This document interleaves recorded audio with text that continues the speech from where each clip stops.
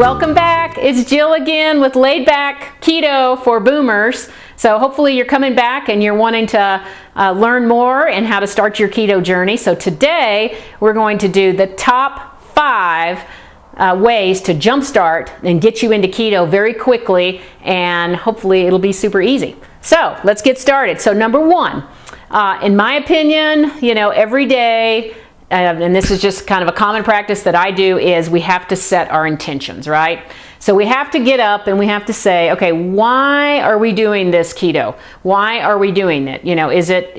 It can't be exactly always just for the weight loss, because that's not sustainable. It's got to be something else there, and there are many other reasons why we would do this keto. So let's think about this. And so, and if this requires you to write them down, then, let's do it. So basically, of course, I like to say, it does, when I get up in the morning and I feel that nice flat belly, I'm kind of like, oh my gosh, I love, I feel so much better. And now with it beginning spring and I'm throwing on these clothes that are, shorts and flip-flops, and you look so much better, you feel so much better. So, that's obviously a big part of it. But, reducing the inflammation, again, just overall health, but that you feel so good, you have the mental clarity. So, think about those intentions every single morning, and, I think that it'll keep you motivated. So that's the number 1 thing. So let's set our intentions. And if it means writing them down, do that. I think that's a good way to do it. And also have gratitude. Have gratitude for your body. Maybe write that down about how your body is going through this process with you, and, actually, figuring out how to become fat adapted. How cool is that your body can figure that out? You just have to give it the tools. So, okay, so number 1, intentions. So number 2, we need to go out and find ourselves a book. Now, some of you might not be researchers, which is why you're coming to let me do all the research for you and then kind of fill you in on what I have found. So I have found numerous books that have been very helpful, and I want to share them with you. I'll put them down there. The very first one that I started out with is the Leanne Vogel. Personally, I just thought that was, the very best one, because she's been through the ringer with different diets and different things and this is the healthy way, and it just makes sense.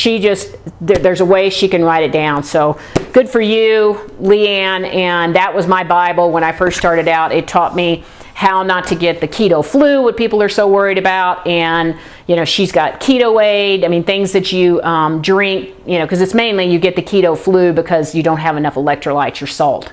So she goes over all of that. So I thought that was a great book. I started it too because of my not knowing how many calories. It was kind of a little overwhelming from me because I didn't know, I kept thinking, that's too much fat, oh my gosh, I'm gonna, blimp out, and I didn't. I followed her meal plans just for, maybe a month, and so I think that's a good way to start. So that's number 2 of your great start. And there's a couple of other I will put down there. I love these people, Keto Connect. They have a great website, and I'll put all these down below. And then I just ordered Jill's favorite, Keto Happy Hour. So I'm all prepared for my summer cocktails and not having to get out of ketosis. So that's yay plus. Okay, so that is number 2. So we've got set our intentions, and we've got get you a book, do a little research. Okay, so we are at number 3. So number 3 is, drum roll, we gotta clean out our pantry. Clean it out. You have to. So we're going to look at my pantry. Now, granted, I've had it this way for 8 months, but the very first thing I did, besides doing my intentions and getting my book, was I learned what I was going to need in my pantry, and everything I had in my pantry pretty much needed to go. So that's what we're going to do. You have to clean out that pantry, and my advice is to just take everything out and start from scratch. So let's take a look here at my pantry. Okay, so it's not as organized, again, because it is a working pantry, but I feel like I've got everything I need, so when I get the hankering to make something, I've got it all here. So let's start. Very first thing I did was get some spices, because all of my spices were expired. Now see, I had some of those big Costco ones. You kind of really don't need those anymore. Get some, go to Sprouts, 46 cents. You can have any spice you want. Leanne says in her book what kind to get, so that's always helpful so that you'll have them for your recipes. So then moving in a little bit further, Leanne does these rocket fuel. So we got us some MCT oil, cocoa butter. I know all this seems kind of foreign at first, but it will get very, you'll start seeing it. When you see it in the books, they'll tell you what you need. So, I mean, I had never heard of collagen peptides, and apparently they're really, really good for you. Other thing I've gotten kind of almost a little fetish about is I have all of these extracts now, because you can, like, I get them off Amazon. This is strawberry, banana. I put that in like a banana type bread. I'm still playing with these. Lemon, coconut, peppermint. Oh, check this one out. Corn. Who would know? Corn extract. So you can put that in some of your, any of your breads, and it tastes like cornbread because it's made with almond flour. So, and then, here's just all my rubs that I use, and all of a sudden you have to check all these and make sure that there's no sugar in them. And they hide it sometimes with the little OSE words. So anything that says, they love that maltodextrose or whatever. Anything that has os in it, get rid of it. Maltodextrin is really bad. So we got our salts. I started getting really into salt. Our Celtic salt. Here's our Himalayan salt. So we'll just start at the top. I came in here, I put some, nice little, this was all, cleaned out because our pantry was just a mess because we had tons of, crackers and cookies and all that, garbage stuff that you need to get rid of. So anyway, I put some of the little liner paper in, and then I just basically start at the top. So at the top, what we got here, we've got some almond flour, we've got some coconut flour, I've got my sugar-free chocolate chips, I've got my xanthan gum to do thickening, my whey powder, my psyllium husk, a little maple stuff. I keep ordering stuff on Amazon that, for our baking. Here's our swerve for our all of our sugar, our delicious cocoa, Dutch press cocoa. Moving down, we've got some more baking stuff, but mainly I've got my stuff for my starter yogurt to make that. Whoops, I got that upside down, don't I? Yogurt starter, my bone broth, my apple cider vinegar. This looks like your classic keto, little pantry. So then moving down a little bit more, this is my snack row where I have all of my Brazil nuts that are so good for you, my regular nuts. I've got all my pork skins, my wisp, all good stuff. When you get that hankering for something crunchy, you head to that third one, and you notice there's nothing in a box that is processed. So that's what we're trying to get out of. These wisp are a little bit processed, but that's just kind of a, every now and then I buy. Then when you go to the very bottom, used to have a lot more canned goods, but now basically all I've got is my artichoke hearts. I've got some tomatoes, some green chili, and all of these don't have sugar. Lots of coconut cream and coconut milk that I keep. My okra pickles, all my pickle stuff, my blue cheese stuffed olives, and then over to the right here, lots of cans of beans, because that's what I used to eat a lot of. We don't eat beans anymore because they're definitely not keto, but we do keep them for our guests just in case until they expire, and then they're gone and never to be re-entered.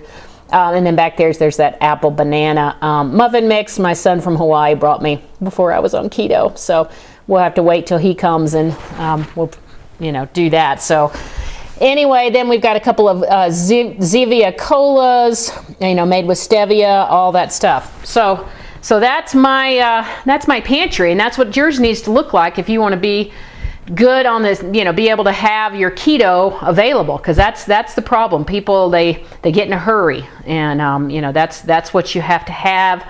All these good snacks there for you. So my top shelf is now really whittled down to not much. That used to be where I had for all my guests that were crackers and chips and all that kind of stuff. And you can see there's a couple of, was agave, which I used to think was so good for me, and honey, but we don't ever touch that. And there's big bags of sugar. That's mainly for my hummingbirds. So, all right. So that's number 3. We are going to get that pantry cleared out, and when we go do our grocery haul in the next segment, that's exactly where we're going to show you how to fill this up. Okay, so number 4, after we have set our intentions, we went and found ourselves a book so that we can read and reference. We cleaned out our pantry. So the next thing we need to do is go do a grocery haul. So we're going to be doing that in our next segment, and so I'm going to get my girlfriend to come with me, and we're going to go through and pick out all the things you need in the grocery store. But so to give you an idea, the pantry, that was all the dry stuff, and so let's look in our refrigerator. It's probably a little, it's not completely organized because it is the weekend, so let's take a look. Dun, dun, dun, dun, dun, dun, dun, dun. Okay, so these have got the usual suspects in here. This is what a typical keto refrigerator looks like, maybe not this messy, but just take a look. We've got the Parmesan cheese. This is one of my favorites, coconut. You get there the sour cream, the Philly cheese you can see back there. You can see that somewhere. Oops, that's in the way. There it is. My sour cream. I get one of these big guys at those all at Costco. Your heavy whipping cream, your mozzarella. This is for your morning coffee. Your mozzarella for your fathead bread. Got my lemon juice. I've got my yogurt that I made in the Instapot. That's always ready for me. I've got the beer. John snuck that in there. John every now and then has a beer. So then we've got all of our pickled stuff. We've got our lettuces, got a little berries there. We got some eggs, got our vegetables. You know, we've got the romaine, some kale, some mushrooms. There's some peppers hiding in there. Got some celery, onions, zucchini, all the good stuff. We did have to kind of take stock of our all of the condiments because I like a lot of condiments, but it is actually, a lot of them have sugar. And there's our butter. Oh my gosh, we go through that Kerrygold butter like crazy. I buy that in Costco, like almost in cases. So we've got all that. And then one of my favorite things is my, oh my gosh, this is for my cocktails. This is my new margarita mix I learned how to make up yesterday. Completely, like almost carb free, two carbs, totally worth it. So then if you go down and you look in my freezer, I've always got, you know, lots of things frozen, ready to be able to eat because I can always do it so fast in the Instapot. So we've got scallops, we've got chicken wings, we've got tons of different nuts, we've got some halibut, all good things. You don't see no frozen pizza in here. I don't believe in all that stuff. You can make it much better and much easier at home. Always have a bunch of ribeyes. We have a couple of ribeyes out on the counter. That's why there's none in there. And then, just for fun, I'm going to show you this. That kind of looks gross, but that is some chocolate chip cookie dough. Where is my cookies? I always keep cookies. Well, there's one. But I always keep the cookies in here. I can't find them. Did John eat them? Oh, I bet you. Here they are. I always keep my cookies ready to bake. Those are almost like the slice and bake. And then I've got my cauliflower in here, and then my ice cream freezer, because we make ice cream almost every night. Well, we shouldn't, but lately we have been because it's summer. So, okay, so that is what you're going to be getting when we go and do the grocery haul. So we'll be doing that next time, but I wanted to give you a little peek into my refrigerator. Okay, we are at number 5. We've gotten our refrigerator looked at. You can see what kind of keto things you're going to be having in your refrigerator to jumpstart your keto haul. And so number 5 is we got to get some support. We got to get some people that are willing to do keto, whether we find people through Facebook, through the YouTube videos. There are tons of people out here very interested in this. And so luckily I was able to get my John to join with me, and you know, he had been wanting to lose weight, a little bit of weight, you know, too, and of course they lose weight super quick, so be prepared for that. So if you can get your partner or your honey to go in with you, that's great, or your girlfriends. I've gotten several girlfriends to go in with me, and we love sharing recipes and keto stories, and you know, it's just, you need that motivation. Another one I would highly recommend getting on and watching some YouTube channels. Dr. Kyndra, he is my fave. He knows how to do it. He is a doctor. Dr. Berg, I just love him. Keto Connect. There's several great YouTube you know, channels too, but you got to have this support. And you know, because you know, we want to, it's not always just about the scale. It's about, you know, how much better we're feeling, and so that's what I mean, actually why I'm doing this whole channel is so that, you know, I can get that word out to all of my friends that, you know, are kind of like, they're boomers and they're like, well, this is just the way it's going to be when we get old. No, it doesn't have to be that way. So that's our 5 ways to jumpstart. So real quick, we got to set our intentions. We got to get us a book. Number 2, get us a book. Number 3, we got to clean out that pantry. Number 4, we're going to have to go do a grocery haul, which is going to be in my next segment. And number 5, we got to get the support from our friends and family. And find someone, even if it's not your mate, your partner, your friend, find someone. There are people out there that would love to support you and motivate you. So that's it. That's all. And so next one, stay tuned. We're going to do a grocery haul. We're going to go out. We're going to get that pantry stocked up. We're going to get that refrigerator all stocked up. And you're going to be ready to go. Yes. Okay. All right. Hope you're having a great weekend. It's beautiful here in Colorado. And mwah, love you. Thanks so much. We will talk soon. Please be sure to subscribe, comment. I want to hear what you guys want to hear about, and I am willing to do it. I'm pumped. All right. Thanks.